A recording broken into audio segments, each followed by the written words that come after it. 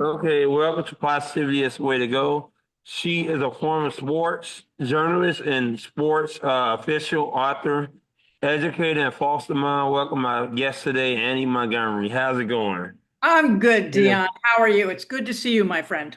Well, I've been having family problems. My family been beefing and stuff, so it's always drama.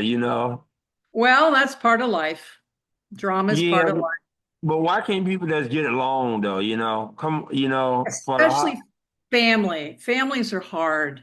I'd like to tell you I understand, but I don't get along with half my family either. So I don't know. My kids are good, but yeah. It's like it's Thanksgiving though. Come on, the holidays, you can't be nice for 2 days, and bury somebody. Well, the holidays are hard, especially as you get older and you have other friends and boyfriends and girlfriends and family, and your family might not like them, and it just gets so complicated. So I think we expect too much out of holidays. I think as Thanksgiving is really the only holiday I celebrate anymore because everybody has things to be thankful for.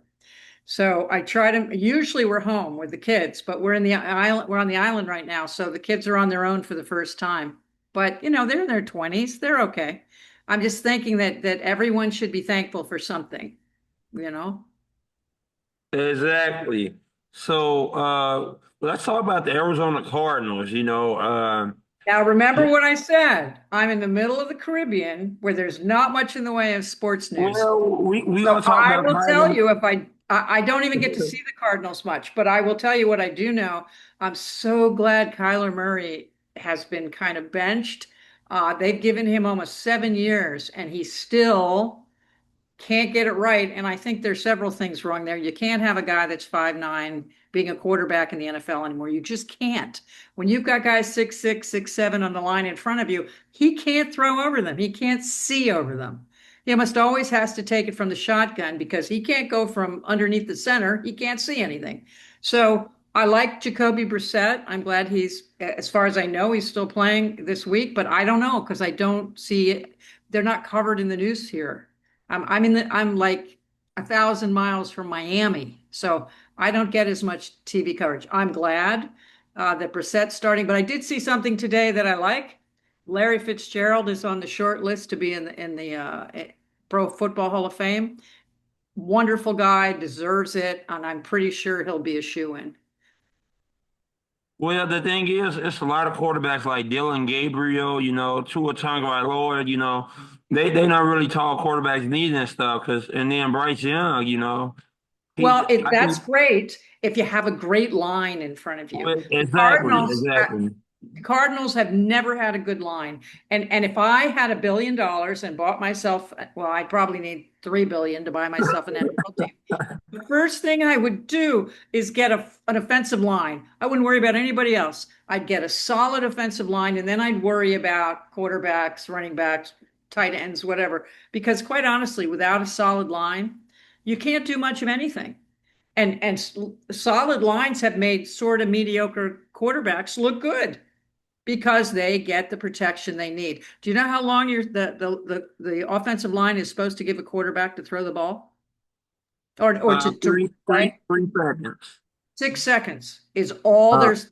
Once it's over 6 seconds, it's on the quarterback. So if your line can do that, that's good. The Cardinals have never had a decent line ever. And I feel bad because some of the guys are good, but if all of them aren't good and if all of them can't work together, like the Eagles line, right? Probably the best in football right now, in pro football. I don't know what they're going to do. And quite honestly, Kyler Murray, he should have been a baseball player or a running back. Because you know what? He's so little, you couldn't tackle him, you know? So I feel sorry for him a little bit, but he's not a team player. If you've ever watched him play, he's always making faces and scowling at people and not being on the bench and studying. You know how you watch the NFL and the guys are always looking at their iPads, looking at plays that just happened. Murray doesn't do that. He doesn't pat other guys on the back and say good job. He doesn't lift up his teammates. And Oh, don't you think that your personality and the way you interact with your fellow players is maybe as important as your skills? Well, yeah, I think Kyler Murray, he should go to Minnesota, the Vikings, because they need a quarterback, because they have an issue with J.J. McCarthy. I think that Minnesota, if He's not a somebody gonna take, quarterback, Dion. He's never going to be a pro quarterback. I will be stunned if that happens. He just doesn't have the the personality intangible, for it. he don't got the height or the character. Character. That's what I was looking for. Thank you. He doesn't have the character because you're the quarterback, you're the team leader, aren't you? Exactly, yeah. You need to lead your players. And he doesn't have that. Quite honestly, the little bit I've seen of Jacoby Brissett, the players are playing better for him. They put points on the board. The defense is not stopping anybody, so they lose anyway. But they seem to be stepping up more.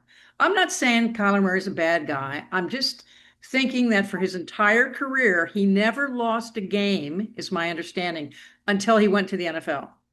And he didn't know how to handle that because you and I both know that losing is good for us sometimes, right? Losing Yeah, but teaches us. He never lost a game and then he started losing in the NFL and he couldn't handle it. well, yeah, well, a lot of people not used to losing. Like Travis Lawrence, he was good at Clemson, and then he went to the NFL, and they start to lose games.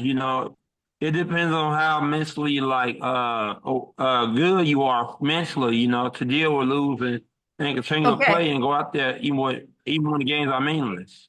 Well, and even if, when you make a mistake, I mean, I know I've made lots of mistakes as an official. Um, you make a mistake, you got to pick yourself up and go back in the game and not keep making more, right?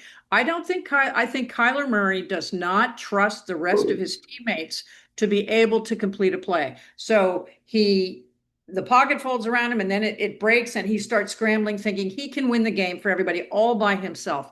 And guess what? There are 11 guys out there with you. You need to use your teammates. You need to check off your receivers. He doesn't do that. He just decides I'm going to run and try to score, or I'm going to throw the ball. I don't know. Maybe I don't want to talk about him anymore.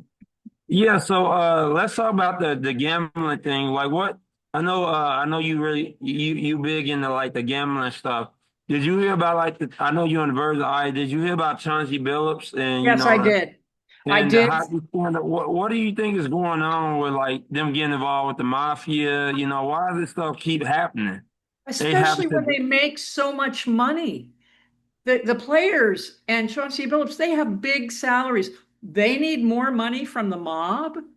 That game, it was all rigged. I think that they bilked people out of $7 million. Why would pro athletes who have good money do this? They've got baseball players that have been gambling. They have basketball players.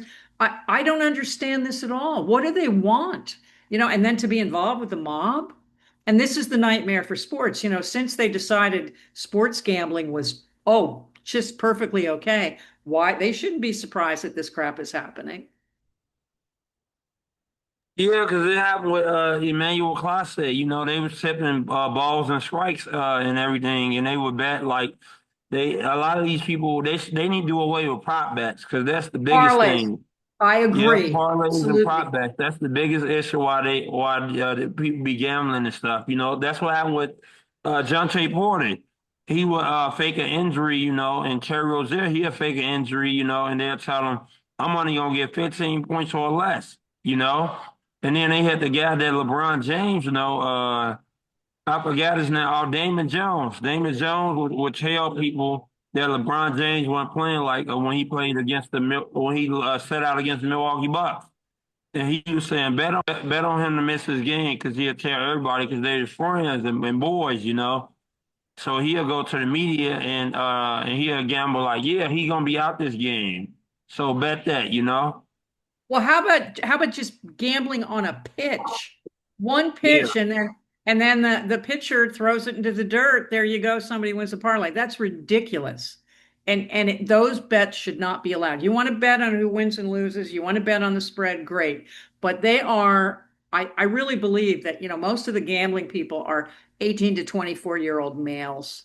Okay, there are women in there too. These are young people who haven't grown into their brains yet. You know, you don't have a fully formed brain until you're 25. They are going to make a generation of gambling addicts. And that's so sad. You don't even need to go anywhere now. You can just sit on your couch and lose thousands of dollars. And they, Well, and they, yeah, 14 draft bet, you know. and they say, well, we know if you're old enough. No, they don't. They don't. And it's ridiculous the things we're gambling on. And I I don't know. I'm a purist from the old days. I don't think we should be gambling on sports, but that just makes me old fashioned, I guess. But this is going to happen. It's going to still, it's going to continue to happen. It's going to happen in big games like the Super Bowl, and people are going to be up in arms, screaming and yelling. But you know what? We deserve this. Well, you know what's crazy? The NHL come out. I heard a report that they supposedly about to be investigating and get the Supreme Court involved with the investigation or whatever with the NHL. I heard about It's in that every they may be having some stuff going on. Yeah, I read, I don't remember the player or even the team, but I'm going to tell you it's in every sport.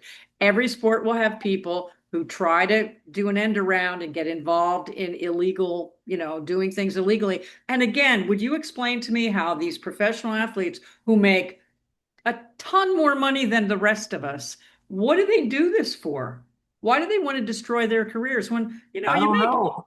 uh, Terry, Terry Rozier made $26 million and he threw it all down the drain to bet and gamble away like $700,000. And he made 26 million per year with the Hornets. He played with I don't, Charlotte Hornets. you know what? You got me, Dion. I have no idea. Maybe they're bored.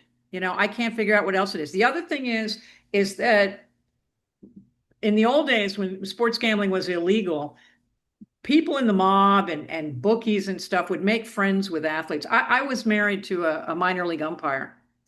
And he told me one day he was at Winter Ball in Puerto Rico. That's when the major league they send players down in the off season to play in leagues and to build up new players and stuff. He said he was sitting in a bar just having a drink, and a guy sat next to him and started buying him drinks and talking about baseball. And it wasn't until they were halfway through the conversation that Higgs realized that this man was pumping him for information about players. That's how easy it is.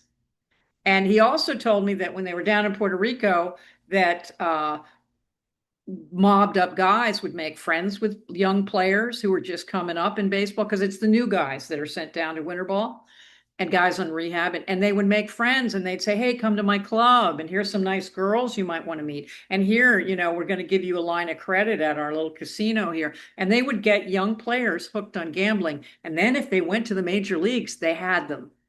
Okay, so I think there are plenty of guys we haven't caught from the old days. Now it's so ubiquitous because you can gamble anywhere. Then I think they've got to put some restrictions on it. Exactly. So, what do you can you give an example of like one of the stories that you wrote that was significant impact that you received for covering that story as a journalist? No, I'm not sure what you mean. Well, can you give an example of a story you wrote that had a significant impact or received a lot of attention? Like you are you You mean my books, not no articles. you was a journalist, right? Oh yeah, yeah. I was a I That's was a what yeah, that's what I'm TV talking about. I was a TV reporter for 10 years. I was a Yeah, print that's what I'm talking reporter. about. But I don't know. I mean, I was a sports anchor. I mean, I don't think there were any big stories. There was Magic Johnson had AIDS. I mean, there was that. But he's still with us and doing fine. So sports was like the happy place to be a reporter. I didn't break any big stories there at all. Yeah, so what motivated you to have a career in sports officiating? When I was in high school back in the 70s, I just turned 70 this year, so just throwing that out there. Um, I was on a broadcast crew and I wanted to be a sports reporter, and everybody laughed at me because I said girls can't do that. And then it turns out they were right. Nobody would even interview me for a job when I got out of college. And so one day I went to a hockey game, the Washington Capitals game with my aunt, And she had a friend with her, and he was an amateur ice hockey official. Now, I grew up ice skating. I think I told you that. I was an ice dancer, not very good, but I was one. And so I grew up in an arena and knew all the hockey players. And I worked with a hockey team in high school and in college. And so my aunt, this guy was saying, "Oh, we don't have enough officials for youth hockey." And my aunt said, "Oh, Annie can skate. Why don't you be a referee?" And I went, "Okay, why not?" I was working in a bar. Nobody would let me be interviewed to be a sportscaster. So I became a hockey referee. And have you ever watched little tiny kids play hockey? Like the little 6-year-olds and their jerseys are down at their ankles. I never seen little kids play hockey. Okay, well, it's pretty funny. Anyway, I went out, I called that first game, fell down 3 times, by the way, because I'd never been on hockey skates. I grew up on figure skates. And on the way home, I realized that I didn't know enough about sports to be a sportscaster because I was a woman and I never got to play football or baseball or ice hockey. Could have probably played basketball and soccer, but I didn't like them, so I didn't. And so I didn't know enough. So I decided to become an official in the 5 main team spectator sports: football, baseball, ice hockey, soccer, and basketball.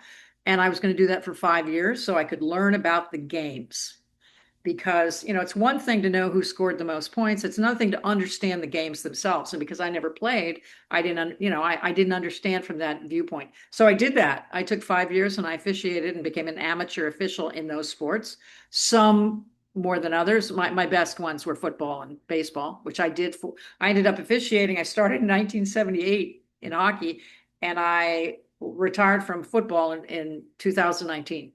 So that's 40 years. I missed a few years like at ESPN. But bottom line is, I believe some forward thinking news director would say, "Boy, she must really understand sports because she's an official," and that they would hire me. And that's exactly what happened.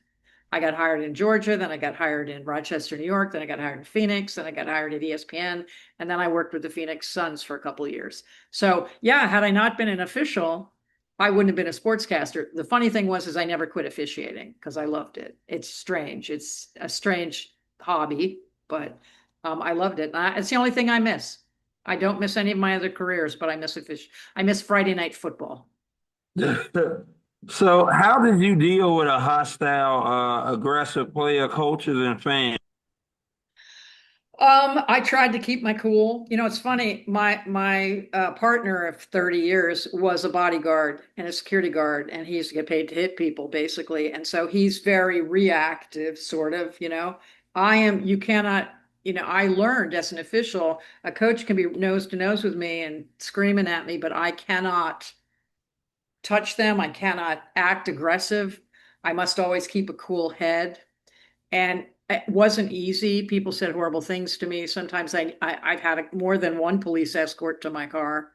Um, and I never, here's the deal. Sometimes it would really upset me, but I wouldn't get upset till I went home. I would get upset, I'd go home and pour myself a big glass of wine. I go, "Oh, that was horrible." You would be mumbling under your breath like these stupid idiots. I'm trying to eat them out. And well, you know what? You learn as an official, you can't swear back at them. I just have to go home and write up a report and say what they did. If they swear at me and say horrible things and I say one thing back, they're going to my boss. So you have to learn to keep a cool head as an official. You just do. And if you watch officials, they very rarely scream and yell at anybody because they know we're not allowed to do that. So even in daily life, I don't scream and yell. I just don't. And I think that's from being an official for so long. And also because you want to keep a job, you need the money. No, no, It's it like I wasn't. got a family. Quite honestly, I was never the one that was going to. I mean, I could have arrested people when in my early career. A coach. I was a brand new football official, and I didn't know what I was doing. I was learning, and this high school coach pulled a young man aside, and he screamed, "You hit her on the next play," to this young man. And he told the kid to run me over. And today I'd go, "Time, coach, you're ejected from the ball game."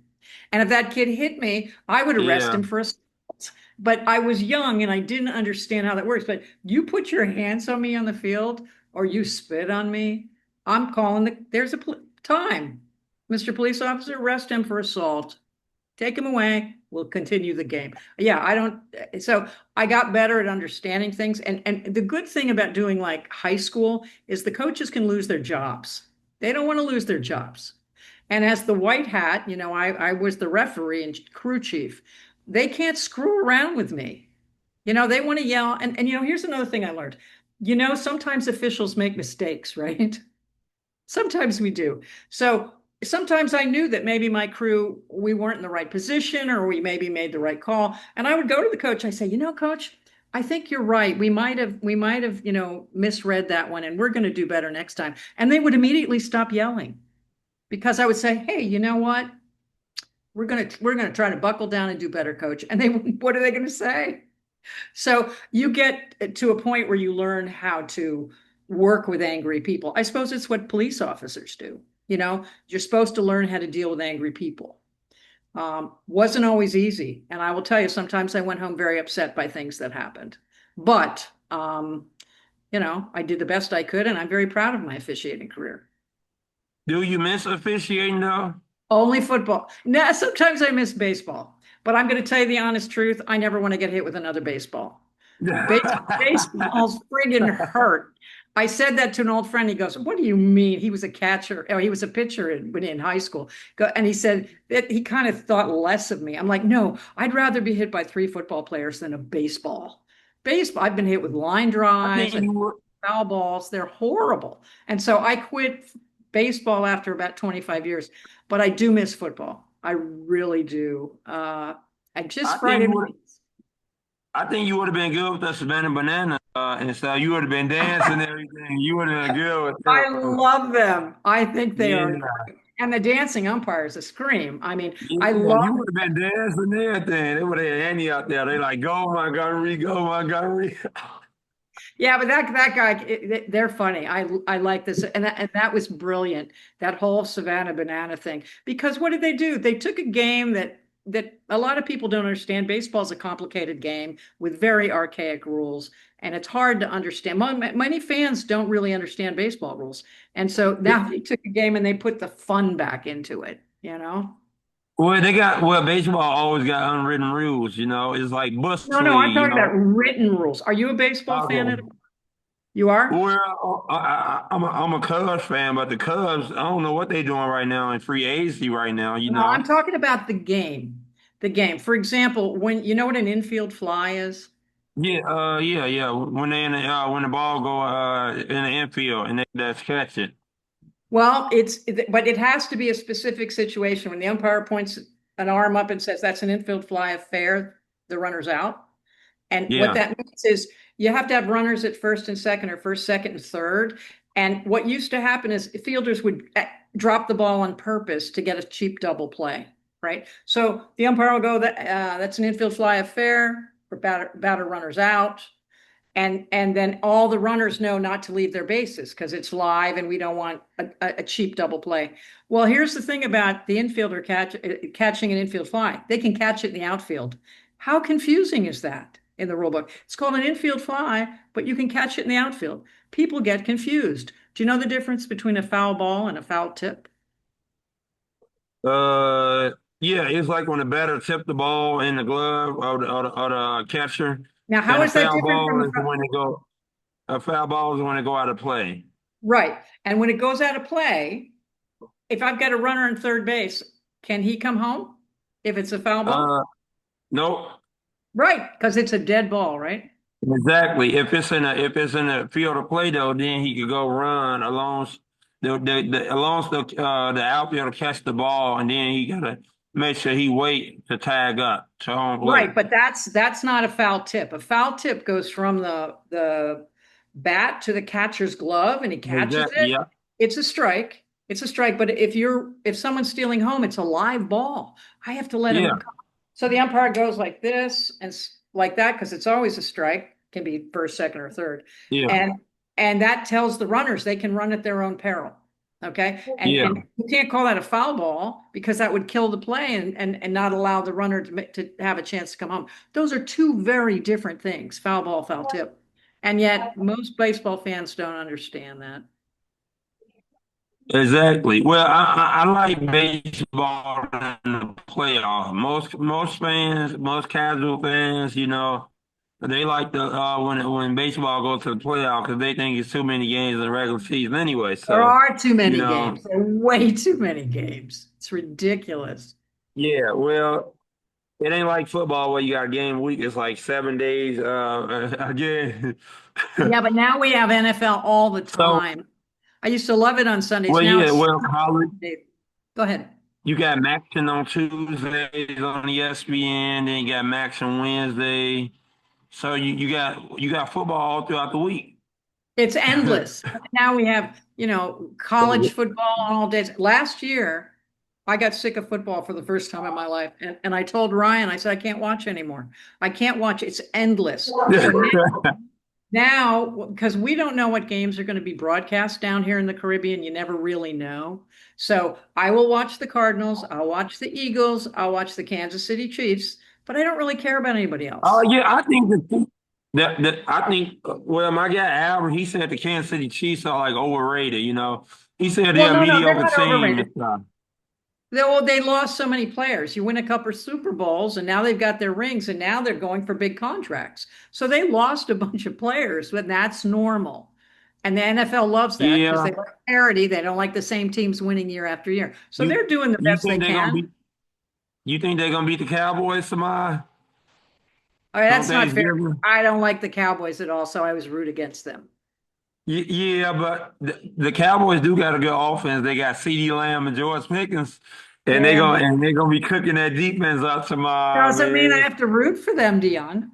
Yeah, well, yeah, but you a football purist. Come on, you been watching film and stuff. You like But Greg no, Post. I not down here. Down here, I do. Okay. Down here, the news has like, we do have some high school football here a little bit, but mostly, I mean, we have cricket and track, and Sam, yeah, boring. and I do get some. Like I got the college football rankings today, which was fun because Oh Arizona's yeah, 20th and Arizona's 25th. I'm shocked because we root. Ryan went to Arizona State. My two kids went to Arizona State. Cam Scatterboot last year. Oh yeah. Oh God, did you see his injury?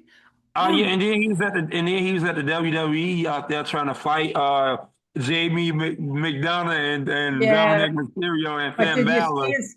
Okay, I was watching that live when that happened, and it was horrible. He was sitting there, and his foot was all the way bent the other way. He's a tough. I was convinced he would not make it in the NFL because he's so little, or seems little. But yeah, he is a tank. And they clearly got rid of some of the fat he had because he was kind of roly poly before. Now he's like, oh my Yeah, God, they he can was like bring a him down. bowling ball. He was like a bowling ball. Yeah, I felt that he'll be back. The Giants will be very glad. I Yeah. don't think he'll come till the third round, but yeah, I was really surprised. He's fun to I watch. think the I think the Giants got a bright future with Jackson Dart and Cam Scattergood. They just got to get the coach right. Is the coach makes a big difference. Look at the Patriots with Mike Vrabel and Josh McDaniel. They 10-2 right now and won 9 straight games because the coaching is helping the quarterback and making the game easier for them to make the reads and the plays. A lot of times Here's the people need to make the game easy for the signal caller and take pressure off them by like running the run game. here's the thing. Way too many coaches are fired for things that they didn't cause. I'm going to use the Cardinals right now. Their coach doesn't deserve to be fired for what's happening.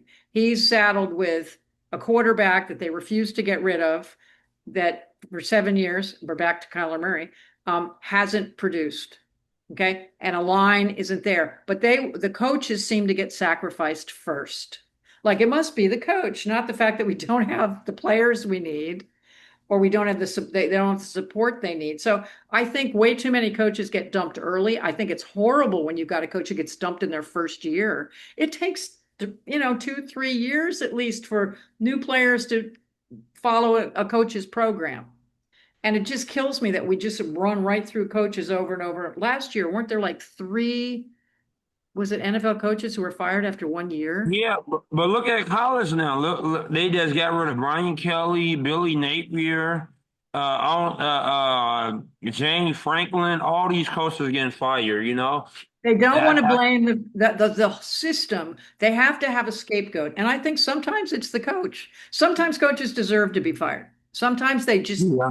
don't fit. But to take them before they've had a chance to put a program together, especially in the college level, now there's no way to do that with the portal. Well, yeah, you There's only get no way to one have year, yeah. and then they getting paid. So the thing is, it's basically like NFL locker room, but at college level, because Yeah. those are grown mans in there, and they get paid to play for the school. You know, so Well, you yeah. can't talk to them in a way that you used to. They're not like sports athletes anymore. They are actually getting paid. Like my nephew, he about to go to college and stuff, you know, and everything. I'm not gonna say what college yet because that announcement gonna happen one of Yeah, these don't say days on it. my YouTube. Don't say it. Yeah, but I think, college coaches want to bring kids in as freshmen and then build them into the program. You can't do that anymore because now we have players at any time go, I'm going to the portal, Well, goodbye. you got to win now. You got to win now. College football, you got to win now. They not having you hang around unless you got a big time buyout. You know, like Florida State. I don't know why they keeping Norvell as the coach. He has not been good. He 3-13 in the ACC, and the ACC is a weak division. Come on, man. They should get rid I of don't him. know. He need to be fired. You know, some coaches deserve to be fired. You know, especially if Maybe you they can't do. win. But can you describe the worst performance or a significant mistake you made and what did you do to learn from that experience as officiating? In officiating, Yeah, or a is journalist, whatever you want to say, TV. whatever. I did I did one really bad thing and it won't seem like a big deal. And I don't know why I can't think of the man's name. He was a baseball player. He won Rookie of the Year. He won National League Player of the Year. He was a pitcher. His name was, it was like a French Canadian name. And when I met him, he was a bartender. You ever hear of like a phenom that was brilliant one year and then couldn't do it the next year? His name was Joe Oh yeah, Charbonneau. Steven Strasburg. Yeah, Joe Charbonneau was his name. And I did a story on him. He was working in a bar in Phoenix, and I went to do a story on him. And he was this one-hit wonder, Cy Young Award winner, I believe. And the next year he came into pitch and he couldn't find the plate ever again. And he was so excited that I was doing the story, and I called him Joe Charbonneau instead of Charbonneau. I don't know. No, no, it wasn't funny. I still feel guilty. And this was like 30 some odd years ago.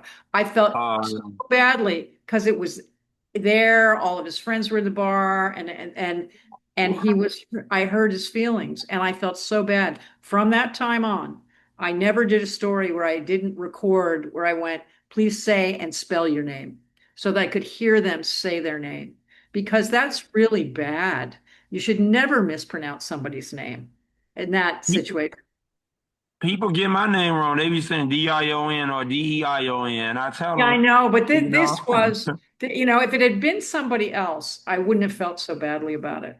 But he was already, when you've been at the top and now you're bartending for a living, that's tough. Also, do you ever, who Jerry Colangelo is? Yeah, Yeah. the one that had the fat James Harden on him.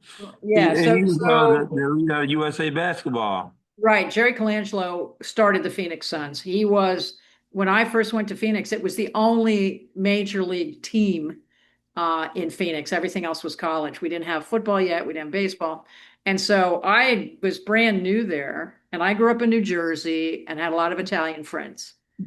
And so I had to do a story about Jerry Colangelo one night, and I'd never heard of him, and I went on, I called my friend in New Jersey and I said, how do you say this name? And she said, Colangelo. Yeah. That's how Italian people would say it. So I went on the air and called him Jerry Colangelo. Oh my God, they wrote me up in the newspaper. My boss yelled at me. And You so, were so embarrassed you came in there. oh, They like Annie, you really blew this one. oh yeah, even now, like my station has yearly Every year they have reunions for Channel 10 in Phoenix, and someone always comes up to me and go, Jerry Colangelo. And I'm like, Yeah, well, call it Jello. yeah. So say people's names right. That's important. That's Yeah. most of the embarrassment from being on Well, TV. I always said your name right, Annie. Always, every Thank time, you, you know. Dion. Thank you. What your New Jersey accent at, Annie? You don't got no Jersey Oh, accent. I don't yeah. ever hear nothing when you come on my My channel. parents, two things. My parents did not believe, they kind of made it clear that New Jersey accents weren't right. But I was also in a lot of theater when I was young. And I was a singer, so I took voice lessons. And to sing or to be on stage, you have to have a very proper voice. Sometimes I did Okay. accents and things. So by the time I got out of, I've been in maybe a dozen plays, and by the time I got out of that, I spoke like people on TV are supposed to speak. Well, But if I can you don't sing hang around with my girlfriends in Jersey, I'll start to talk like them. can you sing us out, Annie? Or have some Sing us comedy out. or something? Oh, let's see. Yeah. This is a performance by Annie on the spot. Not going to sing though. Come on, Annie. Yeah, I just got punked on my own channel, man. This is outrageous, man. I demand a recount. I need my Okay, gap. I well, need to maybe book. next time I'll sing for you. Okay, you really faking me out. I really need to be on that You Got Punk show right now because you just make me out real good, Annie. I was ready Oh, yeah, for it. I do And sing. I do sing, but I had from injuries from sports. I had spinal fusion surgery, so I have metal in my neck, and I can't quite sing right anymore. I was taking voice lessons again to try to fix it. So you know how you well, have physical therapy after you've been injured? I sing for physical therapy, and I well, can't. you could lip sing next time, Annie. That would have been better No, than that's not the nothing. same. That's not the same. Yeah, But that's but okay. Annie, it was a pleasure having you on again, and thank you for coming on. Anytime, Deanna, and you have a nice Thanksgiving and try to get along with everybody in the family. I tried my best. I tried. People dealt with a deal with them. But smile and just don't argue.